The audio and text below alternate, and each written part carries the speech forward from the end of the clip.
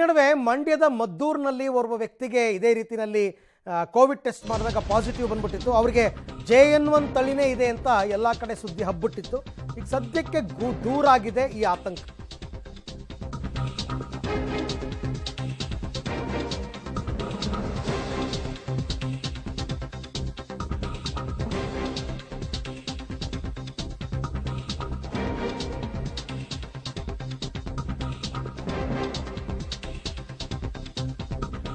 ನೋಡಿ, ಮದ್ದೂರಿನಲ್ಲಿ ವ್ಯಕ್ತಿಯೊಬ್ಬರಿಗೆ Covid positive ಆಗಿತ್ತಲ್ಲ, ಅವರಿಗೆ ರೂಪಾಂತರಿಯ ಲಕ್ಷಣಗಳೇನಿಲ್ಲ, JN1 ಇರುವ ಲಕ್ಷಣಗಳಿಲ್ಲ ಅಂತ ಮಂಡ್ಯ DHO ಮೋಹನ್ ಅವರು ಹೇಳಿದ್ದಾರೆ. ಜಿಲ್ಲಾ ವೈದ್ಯಾಧಿಕಾರಿಗಳು ಮಿಮ್ಸ್ಗೆ ಬಂದಾಗ ಟೆಸ್ಟಲ್ಲಿ ಪಾಸಿಟಿವ್ ಆಗಿತ್ತು, ಈಗ ಗುಣಮುಖರಾಗಿದ್ದಾರೆ, ಡಿಸ್ಚಾರ್ಜ್ ಕೂಡ ಆಗ್ತಾ ಇದ್ದಾರೆ. ಸೋಂಕಿತ ವ್ಯಕ್ತಿಗೆ ಯಾವುದೇ ಟ್ರಾವೆಲ್ ಹಿಸ್ಟ್ರಿ ಕೂಡ ಇಲ್ಲ. ಮನೆಯಲ್ಲಿದ್ದ 4ವರಿಗೂ ನೆಗೆಟಿವ್ ಬಂದಿದೆ. ನಾವು ಅವ್ರದ್ದೆಲ್ಲ ಟೆಸ್ಟ್ ಮಾಡಿದ್ದೀವಿ. ಇವರೊಬ್ಬರಿಗೆ ಪಾಸಿಟಿವ್ ಬಂದಿರೋದು. ಗೈಡ್ಲೈನ್ಸ್ ಪ್ರಕಾರ ಜಿಲ್ಲೆಯಲ್ಲಿ ಸೂಕ್ತ ಕ್ರಮ ತಗೊಳ್ತೀವಿ ಗೈಡ್ಲೈನ್ಸ್ ಬಿಡುಗಡೆ ಆದಮೇಲೆ ಅಂತ DHO ಮೋಹನ್ ಅವರು ಕೊಟ್ಟಿರ್ತಕ್ಕಂಥ ಮಾಹಿತಿ. ಪೇಷಂಟು ಒಂದು ಸರ್ಜಿಕಲ್ ಇದಕ್ಕೋಸ್ಕರ ಅವನಿಗೆ ಮಿಮ್ಸ್ ಹಾಸ್ಪಿಟ್ಲಿಗೆ ಬಂದು ಅಡ್ಮಿಟ್ ಆಗಿದ್ದಾನೆ. ಅಡ್ಮಿಟ್ ಆದಾಗ ಅವನಿಗೆ ನೋ ಸಿಮ್ಟಮ್ಸು, ಏನು ಫೀವರು, ಕೆಮ್ಮು, ನೆಗಡಿ ಏನಿಲ್ಲ. ರೂಟೀನಾಗಿ ಟೆಸ್ಟ್ ಮಾಡಬೇಕಾದ್ರೆ ಮಾಡಿದ್ದಾರೆ ಆ ರೀತಿ OT ತಗೊಳ್ಳೋಕ್ಕೆ ಅಂತ. ಆವಾಗ ಪಾಸಿಟಿವ್ ಬಂದಿದೆ. ಅವ್ರ ಮನೆಯಲ್ಲಿ there is no travelling history. ಅವ್ರ ಮನೆ ಬಿಟ್ಟೇ ಎಲ್ಲೂ ಹೋಗಿಲ್ಲ. ಮತ್ತು ಅವ್ರ ಮನೆಯಲ್ಲಿ 4 ಜನ ಇದ್ದರು, 4 ಜನದ್ದು ಟೆಸ್ಟ್ ಮಾಡಿಸಿದ್ದೀವಿ, ಎಲ್ಲ ನೆಗೆಟಿವ್ ಇದೆ.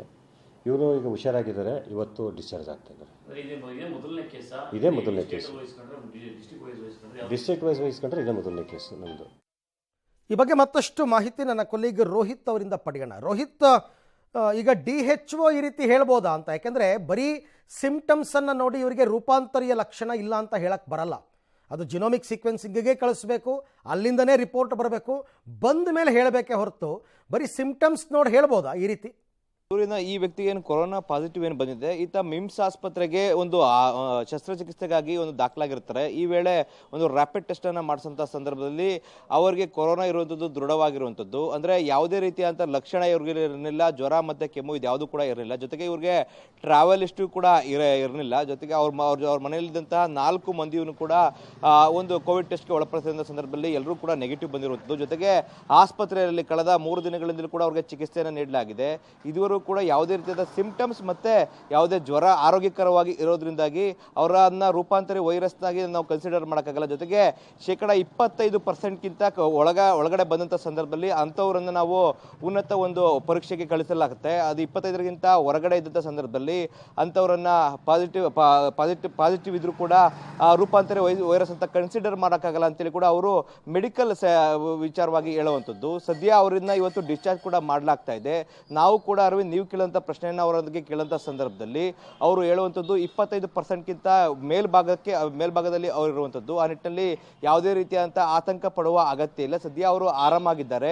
ಕೋವಿಡ್ನಿಂದ ಯಾರು ಆತಂಕ ಪಡುವಂಥ ಅವಶ್ಯಕತೆ ಇಲ್ಲ. ಮತ್ತೆ ವಯಸ್ಸಾದವರೆಲ್ಲರೂ ಕೂಡ ಮಾಸ್ಕ್ ಹಾಕುವಂಥದ್ದು ಕಡ್ಡಾಯವಾಗಿರುತ್ತೆ. ಮತ್ತೆ ಆರೋಗ್ಯದಲ್ಲಿ ಏರುಪೇರಾದಂಥವ್ರೆಲ್ಲರೂ ಕೂಡ ಕಡ್ಡಾಯವಾಗಿ ಟೆಸ್ಟ್ಗೆ ಒಳಪಡಬೇಕಾಗಿರುತ್ತಂಥದ್ದು. ಇವತ್ತು ರಾಜ್ಯದಲ್ಲಿ ಒಂದು ಗೈಡ್ಲೈನ್ಸ್ ಏನು ಬರುತ್ತೆ, ಅದರ ಅನುಗುಣವಾಗಿ ಮಂಡ್ಯದಲ್ಲಿ ಒಂದಷ್ಟು ಪ್ರಮಾಣದಲ್ಲಿ ಏನು ಆರೋಗ್ಯ ಇಲಾಖೆ ಒಂದಷ್ಟು ಕ್ರಮಗಳನ್ನು ಕೈಗೊಳ್ಳುತ್ತೆ ಅಂತೇಳಿ ಕೂಡ DHO ಮೋಹನ್ ಅವರು ಹೇಳಿರುವಂಥದ್ದು. Aravind. Okay Rohit, thank you. ತಮ್ಮೆಲ್ಲ ಮಾಹಿತಿಗೆ ಧನ್ಯವಾದ. 25%ಗಿಂತ ಕಡಿಮೆ ಇದ್ದರೆ ಆತಂಕ ಪಡುವಂಥದ್ದಿಲ್ಲ ಅಂತ. ಬಟ್ ಅದು ಯಾವ ಥರ ಅಂದರೆ, ಈಗ ಚೆಸ್ಟನ್ನು ಸ್ಕ್ಯಾನ್ ಮಾಡಿ ಎಕ್ಸ್ರೇ ತೆಗೆದಾಗ ಅಲ್ಲಿ ಕಂಜೆಷನ್ ನೋಡಿ ಹೇಳ್ತಾರಾ ಅಂತ ಗೊತ್ತಿಲ್ಲ. ಎನಿಹೌ ಈಗ ಅವ್ರು ಹೇಳಿದ್ದಾರೆ ಯಾವುದೇ ಹೊಸ ತಳಿಯ ಆತಂಕ ಇಲ್ಲ ಅಂತ.